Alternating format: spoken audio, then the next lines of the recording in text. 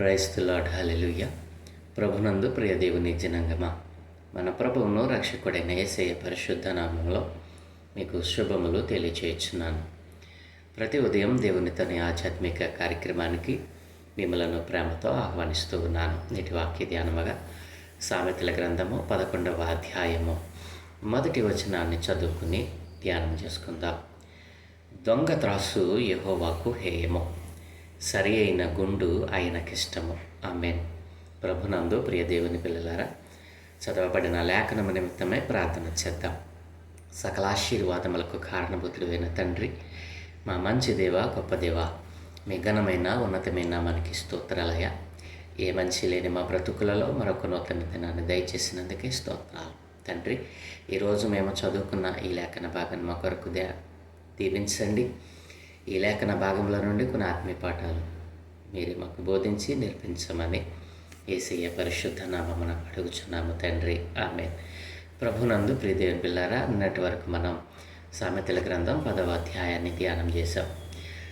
ప్రియ దేవుని పిల్లారా, 10వ అధ్యాయము మనం చూసినట్లయితే సామెతల గ్రంథం 10వ అధ్యాయము కూడా మరి నీతిమంతులకు దుష్టులకు మధ్య ఉన్నటువంటి స్పష్టమైనటువంటి వ్యత్యాసాన్ని వివరించింది. మనం దాన్ని ధ్యానం చేశాం. నీతిమంతులు, దుష్టులు, మరి నీతిమంతుడు, భక్తిహీనుడు, ఇలా మనము చాలా విషయాలు మరి 10వ అధ్యాయంలో నుండి నేర్చుకున్నాం. ఇక ఈరోజు నుంచి మనం 11వ అధ్యాయాన్ని కూడా మనం ధ్యానం చేద్దాం. 11వ అధ్యాయం కూడా మరి సేమ్ అలాగనే నీతిమంతులకు మరియు దుష్టులకు మధ్య ఉన్న స్పష్టమైనటువంటి వ్యత్యాసాన్ని, అలాగుననే మరి మానవులలో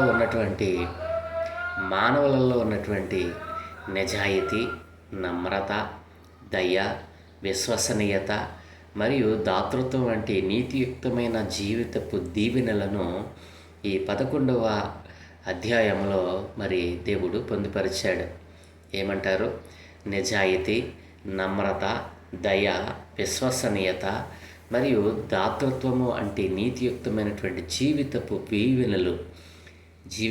దీవెనలను మరి దేవుడు ఇందులో పొందుపరిచాడు. అదే సమయంలో అబద్ధము, అహంకారం, క్రూరత్వము, చెడు సంకల్పము మరియు స్వార్థము వంటి దుష్ట మార్గాల యొక్క వినాశనకరమైనటువంటి ఫలితాలను కూడా మరి ఈ 11వ అధ్యాయము వివరిస్తూ ఉంది. ప్రియదేని పిల్లరా, కాబట్టి నీతిమంతుడు దుష్టుడు, నీతిమంతుడు భక్తిహీనుడు, నీతిమంతుడు దుర్మార్గుడు, నీతిమంతుడు మూర్ఖుడు, ఇలా అనేక విషయాలను దేవుడు మనకు మరి వివరిస్తూ వస్తూ ఉన్నాడు. 11వ అధ్యాయం కూడా మరి నీతిమంతులకు దుష్టులకు మధ్య ఉన్న స్పష్టమైనటువంటి వ్యత్యాసాన్ని మనకు వివరిస్తూ ఉంది. ఇకపోతే మరి ఈరోజు మనం చదువుకున్నటువంటి మొదటి వచనాన్ని మనం ధ్యానం చేద్దాం. అక్కడ రాయబడినటువంటి మాట, దొంగ త్రాసు యెహోవాకు హేయము, సరి అయిన గుండు ఆయనకు ఇష్టము. ప్రియదేని పిల్లరా, దొంగ త్రాసు యెహోవాకు హేయము. దొంగ త్రాసు అనంటే ఏమిటి? దొంగ త్రాసు అనని దేవుడు అక్కడ ప్రస్తావించారు అని అంటే మంచి త్రాసు లేదు అనే కదా. కాబట్టి దొంగ త్రాసు దేవునికి హేయమైనది అని దేవుడు చెప్పగలిగాడు అని అంటే ఈ భూమి మీద జీవిస్తున్నటువంటి మానవులు, మరి వ్యాపారం చేస్తున్నటువంటి వారు, మరి త్రాసు కలిగినటువంటి ప్రతి ఒక్కరూ ఏం కలిగి ఉండకూడదంటున్నాడు దేవుడు? దొంగ త్రాసు అనేది నీ దగ్గర ఉండకూడదు. దొంగ త్రాసు అది దేవునికి హేయమైనటువంటి చర్య అంటా ఉన్నాడు. మా దగ్గర దొంగ త్రాసు ఎక్కడుందండి? ఇప్పుడంతా ఆన్లైన్ మరి డిజిటల్ తరాజులు కదండి, డిజిటల్ త్రాసులు కదండి అని అంటారేమో. ప్రియదేని పిల్లరా, ప్రతి విధమైన తూసేటువంటి దానిలో మరి ఏదో ఒక మరి దాన్ని ఏమంటామంటే వంచన లేకుండా లేకపోలేదు.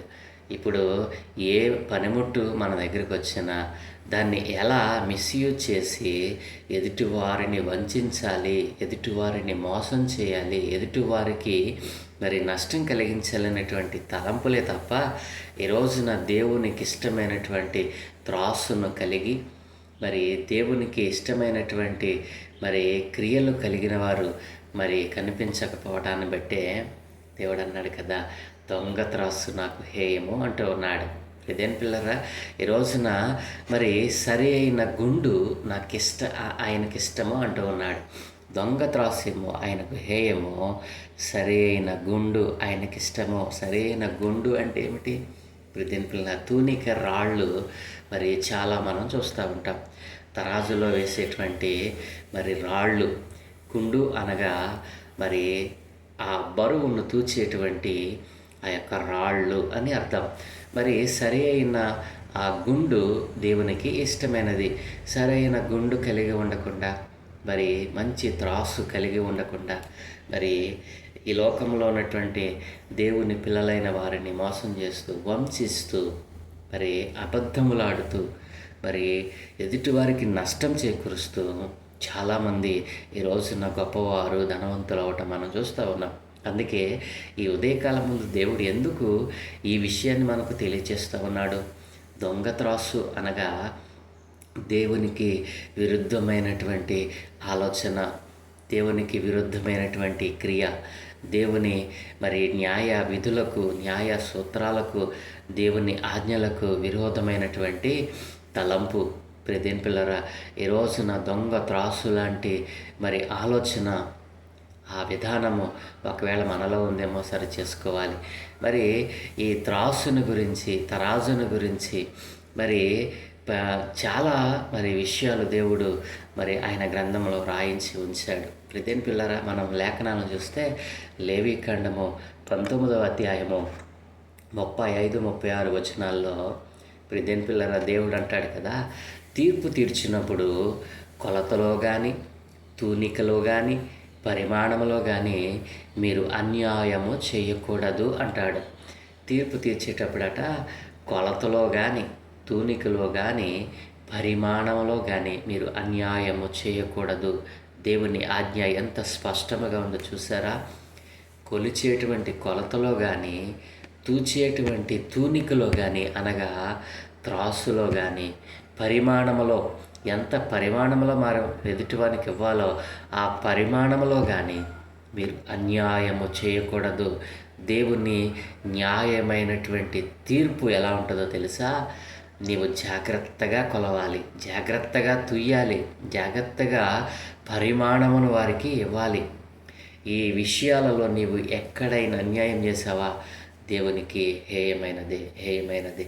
36వ వచనంలో అంటాడు కదా, న్యాయమైన త్రాసులు, న్యాయమైన గుండ్లు, న్యాయమైన తూము, న్యాయమైన పడి మీకు ఉండవలెను అంటాడు దేవుడు. అదేం పిల్లరా, అన్నిటిలో కూడా ఏముండాలట? న్యాయము ఉండాలి. మరి నేను ఐగుప్తు దేశంలో నుండి మిమ్మల్ని రప్పించిన మీ దేవుడైన యెహోవానని మీరు గుర్తిస్తే మీరు అన్యాయమైన త్రాసులు కలిగి ఉండరు, అన్యాయమైన గుండ్లు కలిగి ఉండరు, అన్యాయమైన తూము, మీరు అన్యాయమైన పడి మీరు కలిగి ఉండరు. ఎందుకంటే నేను మిమ్మల్ని ఐగుప్తు దేశంలో నుండి రప్పించిన బలమైన దేవుడును, జాగ్రత్త అని ఇశ్రాయేలు ప్రజలను దేవుడు మరి హెచ్చరించినటువంటి విషయం ఇక్కడ మనకు కనబడతా ఉంది. కాబట్టి నా ప్రియదేని పిల్లరా, మనం కొలతలో కానీ, తూనికలో కానీ, పరిమాణంలో కానీ మనం ఎదుటి వారికి అన్యాయము చేయకూడదు. దేవుని యొక్క న్యాయమైనటువంటి విధి. కాబట్టి నీవు మరి చాలా ప్రదేశాలలో, చాలా చోట్ల మనం చూస్తూ ఉంటాం మరి అన్యాయమైన త్రాసు, అన్యాయమైన గుండ్లు, మరి చాలా చోట్ల మనం చూస్తూ ఉంటాం. తూచే దగ్గర మరి ఆ తరాజు కింద మరి మ్యాగ్నైట్, మరి అయస్కాంతం పెట్టినవాడు ఒకడు. మరి మనకు తెలియకుండానే చిన్న చిన్న క్లాతుల్లో చిన్న చిన్న ముడులు మనం చూస్తూ ఉంటాం తరాజుకి. ఇదేం పిల్లరా, చూసారా? ఇవి అన్యాయమైన త్రాసులు, అన్యాయమైన గుండ్లు. మరికొన్ని మరి ప్రభుత్వం వారు నిర్ణయించినటువంటి ఆ తరాజులో వేసేటువంటి గుండ్లు కాక వాటిలో వారు ఏం చేస్తారంటే మరి దాన్ని ఏమంటామంటే వాటిని మిస్యూజ్ చేస్తూ వాటిలో వారికి కావలసినటువంటి దానిని వారు కొనుగోలు చేసేటువంటి దానిలోనేమో వేరొక గుండెని వాడుతూ, మనకు అమ్మేటువంటి త్రాసులోనేమో వేరొక గుండెని వాడుతూ మరి ప్రజలను వంశించటం, అన్యాయం చేయటం మనం చూస్తూ ఉంటాం. దేవునికి అది అసహ్యమైనటువంటి కార్యము అని దేవుడు ఇక్కడ తెలియజేస్తూ ఉన్నాడు. మరొక లేఖనం మనం చూస్తే ద్వితీయోపదేశకాండం 25వ అధ్యాయం 13 నుండి 16 వచనాల్లో మనం చూస్తే, హెచ్చు తగ్గులు గల వేరు వేరు తూనిక రాళ్ళు నీ చంచిలో ఉండకూడదు. ఏంటంటండి, హెచ్చు తగ్గులు గల వేరు వేరు తూనిక రాళ్ళు నీ సంచిలో ఉండకూడదు అంటే, హెచ్చు తగ్గులు గల వేరు వేరు తూనిక రాళ్ళు నీ సంచిలో ఉంటూ ఉన్నాయి కాబట్టి దేవుడు అవి ఉండకూడదు అంటూ ఉన్నాడు. అలాగుననే హెచ్చు తగ్గులు గల వేరు వేరు తూములు నీ ఇంట ఉంచుకొనకూడదు. నీ దేవుడైన యెహోవా నీకిచ్చుచున్న దేశములో నీవు దీర్ఘాయుష్మంతుడు అగునట్లు తక్కువవి కాని న్యాయమైన తూనిక రాళ్ళు నీవు ఉంచుకొనవలెను. తక్కువది కాని న్యాయమైన తూము నీకు ఉండవలెను. అలాగు చేయని ప్రతివాడును, అనగా అన్యాయము చేయు ప్రతివాడును నీ దేవుడైన యెహోవాకు హేయుడు అని ఇక్కడ దేవుడు మరి వివరిస్తూ ఉన్నాడు. నా ప్రియ దేవుని పిల్లలారా, మరి నీ దగ్గర న్యాయమైన తూనికరాళ్ళు నీవు ఉంచుకుంటూ ఉన్నావా?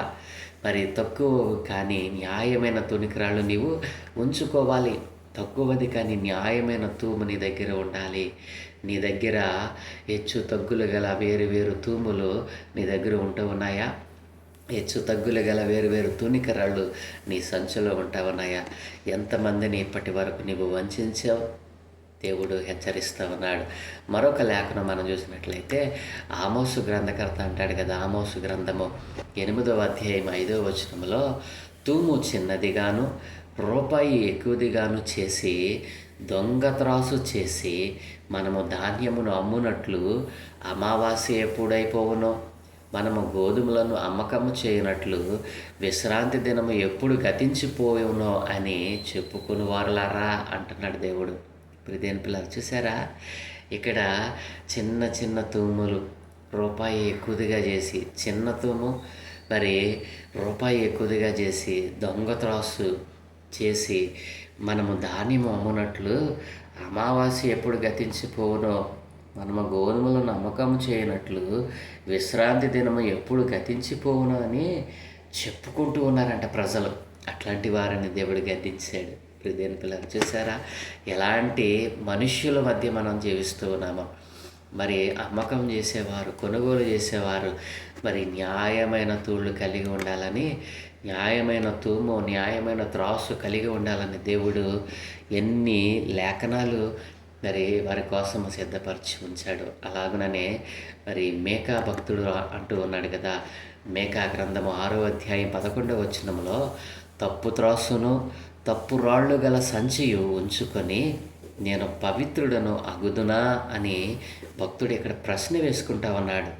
తప్పు త్రాసును తప్పు రాళ్ళు గల సంచియు నా దగ్గర ఉంచుకొని నేను పవిత్రుడను ఎలా అవుతాను ప్రభువా అని మరి ప్రశ్న వేసుకుంటున్నటువంటి విషయం ఇక్కడ మనకు కనబడతా ఉంది. కాబట్టి ప్రియదేని పిల్లారా, ఇంతవరకు వ్యాపారం చేసేటువంటి నా ప్రియ సహోదరి సహోదరులారా, మీరు ఎలాంటి వ్యాపారం చేస్తూ ఉన్నారు?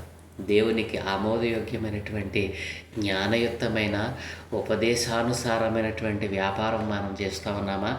ఒకవేళ ఇంతకాలము ఎంతమందిని మనం వంచామో, ఒక్క మాటలో చెప్పాలంటే ప్రియదేని పిల్లరా, దొంగతాసు యెహోవాకు హేయము, సరైన గుడ్డు ఆయనకి ఇష్టమనేటువంటి మాటలో ఒక్క మాటలో మనం చెప్పాలనంటే, ఒక్క మాటలో దేవుడు చెప్తా ఉన్నాడు ఏంటో తెలుసా? అన్ని రకాలైన వంచనలు దేవునికి అసహ్యం అని ఇక్కడ సెలవిస్తూ ఉన్నాడు. ఎన్ని రకాలుగా మనం ప్రజలను వంచిస్తూ ఉన్నామో, మోసం చేస్తూ ఉన్నామో అదంతా కూడా దేవునికి అసహ్యం. కాబట్టి దేవుని దృష్టిలో నీవు అసహ్యంగా మారిపోయావేమో, జాగ్రత్త. ఇప్పుడే ప్రభు పాదాల చెంత ఎంతకాలము నీవు చేసిన వ్యాపారంలో ఎంతమందిని వంచావో, ఎంతమందిని మరి మోసం చేసావో, ఎంతమందికి నష్టం కలిగించావో జాగ్రత్త. దేవుని లేఖనాలు ఈ రోజున నీ కొరకే దేవుడు మాట్లాడుతూ ఉన్నాడు. ఆయన రాకడ సమీపమై ఉంది. ఇంకనూ నీవు అదే మోసములో, అదే నష్టములో ప్రజలను ఉంచుతున్నావేమో. నీవు కూడా మోసపోతూ ఉన్నావని గుర్తించు. దొంగ త్రాసు యెహోవాకు హేయము, సరైన గుండు ఆయనకిష్టము. సరైన తూనిక, సరైన తరాజు, సరైన పడి నీకు ఉండాలి. నా ప్రియ దేవుని పిల్లారా, ఈ యొక్క మరి ఆత్మీయమైనటువంటి విషయంలో మనం ఆలోచన చేస్తే మనము ఇతరులను వంచేటువంటి ఆ మనసు మనలో నుండి తీసివేసుకోవాలి. దేవుడిచ్చే జ్ఞానముతో, దేవుడిచ్చే వివేచనతో, దేవుడిచ్చే ఉపదేశముతో ఆయన మాటలు వింటూ ఉండగానే ఇవన్నీ మన జీవితంలో సరైపోవాలి. మరి దేవుడిచ్చే జ్ఞానము, దేవుడిచ్చే నీతియుక్తమైన బ్రతుకు మనకు కావాలి. అది మనం సంపాదించుకోవాలి. కానీ ఇతరులను వంచాలి, ఇతరులను మోసం చేయాలి, ఇతరులను నష్టపరచాలనేటువంటి ఆలోచన దేవునికి అసహ్యమైనదని మనం గుర్తుంచుకోవాలి. కాబట్టి నా ప్రియదేవుని పిల్లరా, ఈ ఉదయ కాలం ముందు ఎలా బ్రతుకుతా ఉన్నాం? ఎదుటివాడిని మోసం చేస్తూ, వంచిస్తూ, అలాంటి మోసకరమైనటువంటి ఆలోచనలతో, అజ్ఞానంతో బ్రతుకుతున్నామేమో. ఒకసారి మనల్ని పరిశీలన చేసుకుందాం. వాక్యానుసారంగా మన జీవితాన్ని మలచుకుందాం. వాక్యం ఎలా చెప్తా ఉందో, ఎలా ఉండమని ఆదేశిస్తూ ఉందో ఆ జ్ఞానముతో మనం నడుద్దాం, అలా జీవిద్దాం. దేవుడు మనకు అలాంటి కృపను అనుగ్రహించునుగాక. సకల ఆశీర్వాదములకు కారణభూతుడైన తండ్రి, మా మంచి దేవ, గొప్ప దేవ, మీకు వందనాలయ్యా. అవును తండ్రి, ఈ లోకంలో ఎంతవరకు నైనా ఎంతోమంది నాయన సహోదరి సహోదరులు వ్యాపారములు చేస్తూ అయా వారి జీవనోపాధిని సంపాదించుకుంటూ ఉండగా, చాలామంది నాయన ఇదిగో నీ యొక్క వాక్య ప్రకారం జీవిస్తూ, వాక్యానుసారమైన వ్యాపారం చేస్తూ వృద్ధులకు వెళ్ళిన వారు ఉన్నారు. అలాగనే తండ్రి నైనా ఇదిగో దొంగ త్రాసు, దొంగ తరాసు, దొంగ పడి, దొంగ తోము కలిగిన వారే అయ్యా. ఇదిగోనయ్యా, న్యాయమైన తూనిక రాళ్ళు లేకుండా, న్యాయమైన త్రాసు లేకుండా నాయన ఎంతోమందిని వంచిన వారు కూడా లేకపోలేదయ్యా.